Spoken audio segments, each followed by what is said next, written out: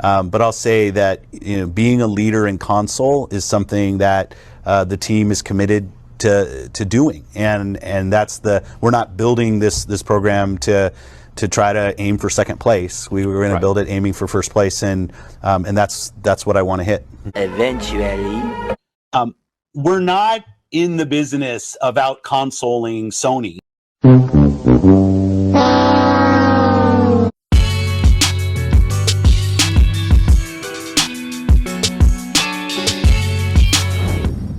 What's good, YouTube? It's your host, Shin Santana, and you are now watching MVP Magazine. Since the beginning of this generation, to state that Microsoft have been having issues selling consoles would definitely be an understatement. And since securing that whopping $70 billion deal with Activision, the pressure has definitely been on for Microsoft to make more money, whether it's selling consoles or games on other platforms. Stewie, hey. Hey there. So, it's been 24 hours. Got my money? Oh, you know what? Just give me till next Friday. I'll have it for you. Oh, that's funny. I could have sworn I said have it today. Yeah, I don't have it. Sorry.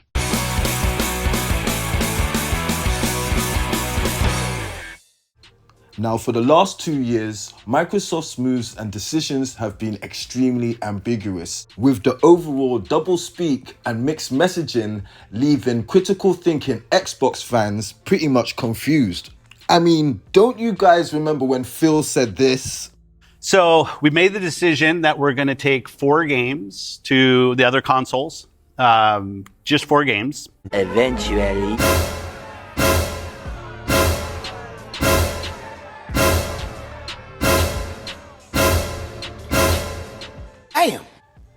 Things have apparently gotten so confusing that recently a founding member of the original Xbox team, Laura Fryer, has expressed her disapproval about the current direction of the Xbox brand. After all, Xbox has been pivoting a lot lately. Remember when they talked about the importance of high-quality games, but then shut down the studio that made Hi-Fi Rush? Now, we should always take any insider's word with a grain of salt. Put a grain of pepper on that while you're at it.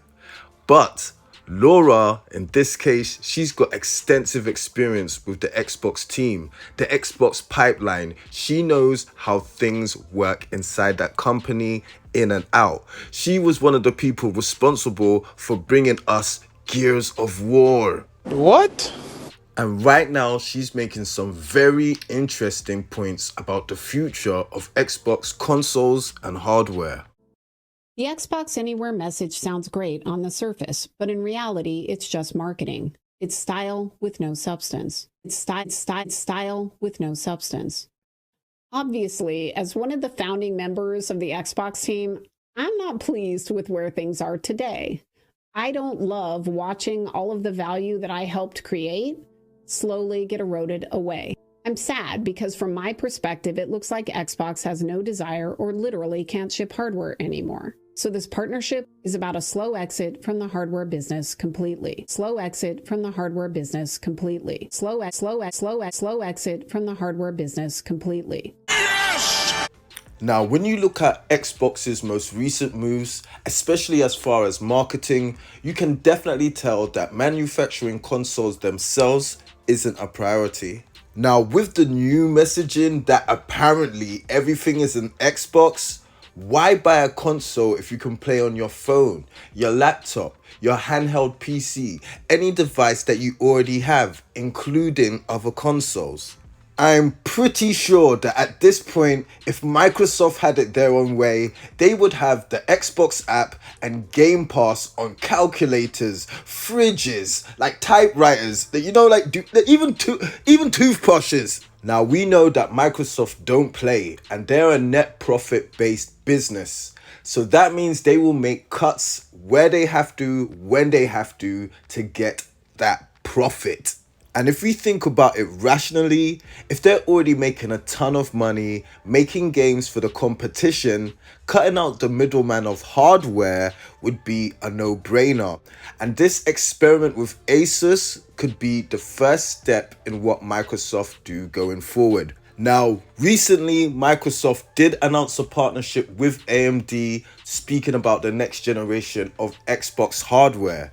But that's only for the chips inside the console. That doesn't mean that they have to manufacture it. They could have companies like Valve step in. They could have companies like Asus and other PC manufacturers step in, especially with rumors of the console being more PC based, especially in functionality. We've already heard about them canceling one project to put more time into making Windows more for gaming and taking away less of that performance bloat. So maybe they could already be coming up with an operating system that other manufacturers could use to make Xbox consoles. And that kind of makes more sense. Just license out the Xbox name and reap all the benefits. Now, one of the things that is really expensive when it comes to consoles is actually research and development. And if Microsoft can just forego that cost and make money on the software and licensing, that could actually be a good business model for them, provided that anyone buys it. So what happens with the Xbox Ally and Xbox Ally X is really going to be important, because that's going to be the testing ground to see if other people are going to be willing to, like, you know, manufacture hardware, and if the consumers are going to be willing to buy it for a high price. So the future of the Xbox brand definitely looks like it's going to be software. Even when you watch the video, Sarah doubles down on the fact that because of Xbox Anywhere, games won't be locked to a single device. Even with the new consoles, expect multiple devices. So maybe different manufacturers making Xbox consoles is the definitive way that Microsoft will stay in a game. And if that's the only way we could get Xbox consoles, maybe that might be the way forward. Do you know what I'm saying? Maybe Valve could make one. Maybe, you know, could you imagine Sega making one? That would actually be kind of dope. But there's a lot of big companies like Asus, other PC manufacturers, Alienware. It would be really cool if they got in on the Xbox game and they made consoles. That would be really cool, actually. So yeah, let me know what you think about this. It is all happening with the Xbox brand. This is insane. Want to know what's happening next. And yeah, how about your boy? Sayonara.